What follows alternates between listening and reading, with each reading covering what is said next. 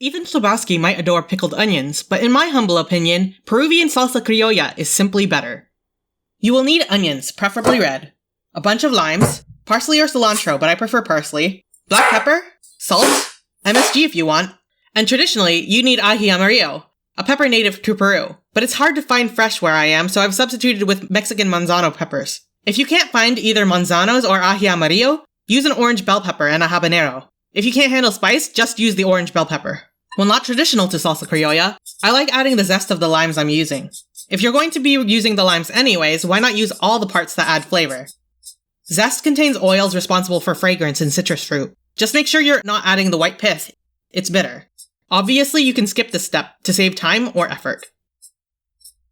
Now, Salsa Criolla, as it's known in Lima, or Sarza Criolla in the north of Peru, is a dish as implied by its name from the Criollo peoples of Peru, and not a dish made by the indigenous peoples.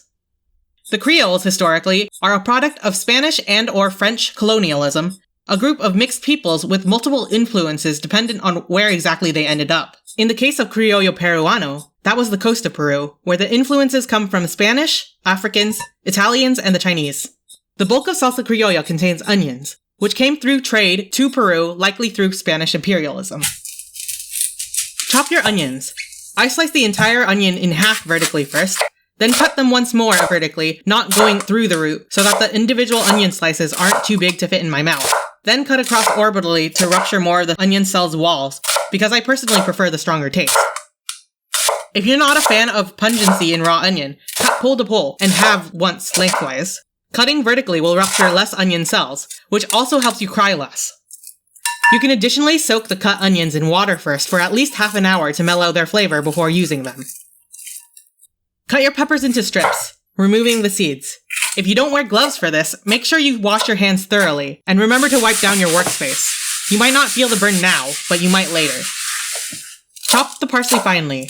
A lot of people don't like using the stems, but that seems like a waste, and the stems have got a lot of flavor, so I like to cut the stems as small as possible. You can chop less finely with the leaves.